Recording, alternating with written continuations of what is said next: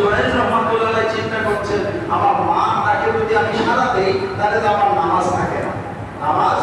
নামাজের ভিতরে কথা বললে নামাজ হবে না। তবে আল্লাহ হাবিব সাল্লাল্লাহু আলাইহি ওয়াসাল্লামের সাথে কথা বললে নামাজের ঠিক থাকে, কথাও ঠিক থাকে। সুবহানাল্লাহ। আল্লাহর হাবিব এই জন্য বলেছেন, তো আমরা যদি কথা বলি নামাজের ভিতরে থাকবে না।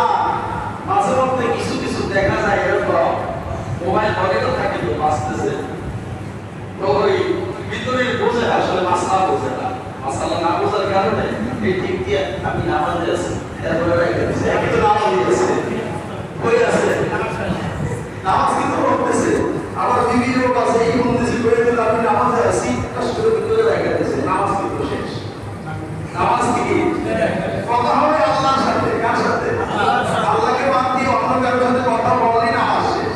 নামাজ শেষ, এটা মাসালা মনে রাখবেন, কখনোই এই কাজ করবেন।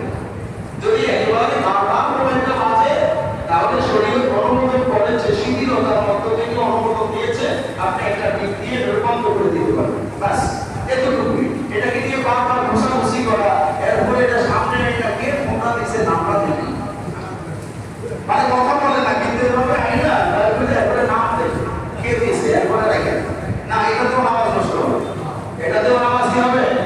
নষ্ট হবে। আপনি সর্বোচ্চ যে কাজটা করতে পারবেন, বারবার যদি মাঝে একটা দিক দিয়ে আমি পকেটের ভিতরে বন্ধ করবেন, কিন্তু পকেট থেকে বের করতে পারবেন, পকেট থেকে বের করা নামাজ সারা খেলে তাহলে কিন্তু নামাজ হবে না, নামাজ শেষ। তো বন্ধুরা আমার, জুনাইদ রাহমাতুল্লাহ আলাইহি এখন চিন্তা করলেন, আমি তো নামাজে আছি, আল্লাহর সাথে কথা বলছি, এই সময় যদি আমি আমার মায়ের ডাকে সাড়া দিই আমার নামাজ নষ্ট হয়ে যাবে। এখন আমি কি করবো? আমি কি আগে নামাজ পড়বো না আমার ডাকে সাড়া দেবো? তাহলে জুনাইদ রাহমাতুল্লাহ আলাইহি চিন্তা করলেন, আমার মা ডাকে একটু পরে সাড়া দিয়ে নামাজটা শেষ করি। এদিকে নামাজ পড়ে পড়লেন, সালাম ফিরিয়েছেন, দেখতেছেন মা নাই ডাক দিয়ে চলে গেছে। এভাবে তিন ঘটনা যখন এরকম হয়ে গেল, তৃতীয় দিনের দিনে মা এবার বলতেছে, ভাই আল্লাহ, এই জুনাইদ আমার ডাকে সাড়া দিল না, আল্লাহ এই জুনাইদকে তুমি বেশ্যার লোক না দেখাইয়া কবরে দিও। এই জুনাইদ রাহমাতুল্লাহ আলাইহি ওই গালে গালে করছে, আল্লাহ ওরে তো কোনো খারাপ কাজে নাই, খারাপ কাজে আছে নাই, এই যুবক খেয়াল করো, বলতে কি যুবকরা খেয়াল করে, সে কিন্তু নামাজে আছে, আল্লাহর ইবাদত করছে, আল্লাহর সামনে দাঁড়িয়ে আছে, কিন্তু মা যখন এই কথা বলে ফেললেন, আল্লাহ তাআলা সাথে সাথে মা দোয়াটা কবুল করে ফেলেছে। সুবহানাল্লাহ।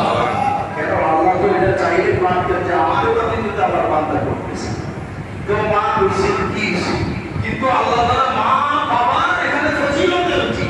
চিন্তা করে আল্লাহ রাব্বুল আলামিন মা বাবার ফজিলত দিয়েছেন, মা বাবার কথার গুরুত্ব দিয়েছেন, এজন্য আল্লাহ তাআলা মায়ের দোয়া কবুল করেন।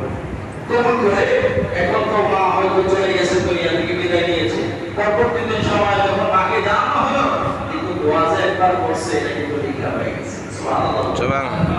আর এটা ক্যান্সেল হয় নাই। হযরত জুনাইদ রাহমাতুল্লাহ আলাইহি খানকা শরীফের মধ্যে ইবাদত বন্দেগী করছেন, হঠাৎ করে দেখা গেল একজন চরিত্রহীন মহিলা, ওই মহিলা এই খানকায় ভিতরে ঢুকেছে। খানকা শরীফে ঢোকার পরে বলতেছে, হে জুনাইদ, খালি আল্লাহ আল্লাহ করো আর রাসূলের উপরে দুরূদ শরীফ পড়ো। এরে দুনিয়ার কিছুই তো বুঝলা না, আমি আসছি অনেক সুন্দর করে সেজে গুজে আসছি, তোমার যা মন চায় তুমি আমার সাথে করতে পারো। হযরত জুনাইদ রাহমাতুল্লাহ আলাইহি বলেন, না আমি আল্লাহকে ভয় করি, হে মহিলা তুমি এখান থেকে দূর হয়ে যাও। এবার মহিলা কোনোভাবে হযরত জুনাইদ রাহমাতুল্লাহ আলাইহির সাথে কোনো ব্যভিচার করতে না পেরে বের হয়ে গিয়ে বাহিরে মরুভূমিতে একটা রাখালের সাথে তার চরিত্রটা নষ্ট করলো, ব্যভিচার লিপ্ত হয়ে গেল একটা রাখালের সাথে। এরপরে যখন আস্তে আস্তে আস্তে আস্তে এই মেয়ের তো বিয়ে হয়নি, তো যখন পরবর্তীতে দেখা গেল আস্তে আস্তে বড় হচ্ছে, এলাকার মানুষরা ভাবলো কি রে কি সেটা তোমার তো বিয়ে শাদী হয়নি, আরে আমাদের নষ্ট করছে, এই যে তোমরা যাবে তোমাদের এখানে যে ইবাদত করে খানকা শরীফে ওই লোকটা আমরা নষ্ট করছে। এবার এলাকার মানুষের উপরে খুব চড়া, ব্যাপার কি আপনি ইবাদত বন্দেগী করেন, আপনাকে আমরা ভালো মানুষ জানি, আর আপনি এই ধরনের কাজ করলেন, একটা বিয়ের চিহ্ন নষ্ট করলেন। এভাবে কথাবার্তা চলছে যে ঠিক আছে আমার একটু সময় দাও, সন্তান দুনিয়াতে আসুক।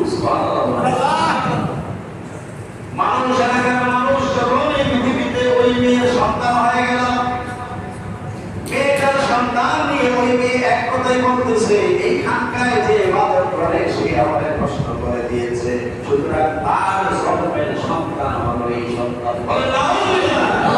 সে মিথ্যা প্রবাদ দিয়েছে। হযরত জুরাইজ রাহমাতুল্লাহ আলাইহি এখন দেখা গেল এলাকার লোকেরা গিয়ে ওনার ভাইয়ের ওয়াজ যে খানকা শরীফ আছে এটাকে ভেঙে চুরে শেষ করে দিয়েছে, এখন ওনাকে মারবে। এই মুহূর্তে হযরত জুরাইজ রাহমাতুল্লাহ আলাইহি বলছেন যে শোনো, আমাকে আমার উপরে তোমরা কেউ হাত দেওয়ার চেষ্টা করবে না, আমাকে একটু সময় দাও। কি করবা? যে আমাকে একটু সময় দাও, আমি একটু নামাজ পড়বো, দুই রাকাত নামাজ পড়বো। সুবহানাল্লাহ। হযরত জুরাইজ রাহমাতুল্লাহ আলাইহি দুই রাকাত নামাজ পড়ে আল্লাহর দরবারে দোয়া করলেন, মাবুদ আমি এই ব্যাপারে কিছুই জানি না, এলাকার লোকেরা এই মেয়ের কথা এসে আমার খানকা ভেঙে দিল। ওগো আল্লাহ, তোমার কাছে ফয়সালা আমি চাই। আল্লাহ রাব্বুল আলামিন ইলহাম করে দিলেন, জুরাইজ রে, ও জুরাইজ, কোনো টেনশনের কারণ নাই। আমি আল্লাহর কাছে যখন সাহায্য চেয়েছো, তোমাকে আমি কেমন নিয়ামত দিব যে আমার দুনিয়ার মানুষের আমি সচরাচর দেই না। ইলহাম করে দিলেন হযরত জুরাইজ রাহমাতুল্লাহ আলাইহির ভিতরে এই বুদ্ধি উদ্রেক করে দিলেন।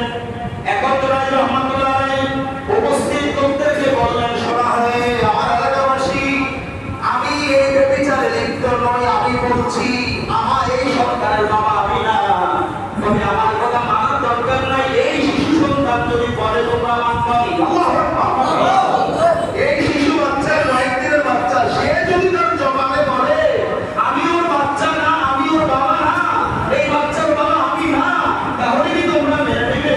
এলাকার মানুষ বলতে চায়, ওই পাগল হয়ে গেল নাকি তোরা? ছোট শিশু বাচ্চা কেমনে কথা বলবে? কেমনে কথা বলবে? না তোমরা বড় মানবে কিনা? বলে হ্যাঁ অবশ্যই মানবো। এবার হযরত জুরাইজ রাহমাতুল্লাহ আলাইহি বাচ্চার দিকে ইঙ্গিত করে বলে, এ বাচ্চা তুমি আল্লাহর হুকুমে বলে দাও তোমার আসল বাবা কে।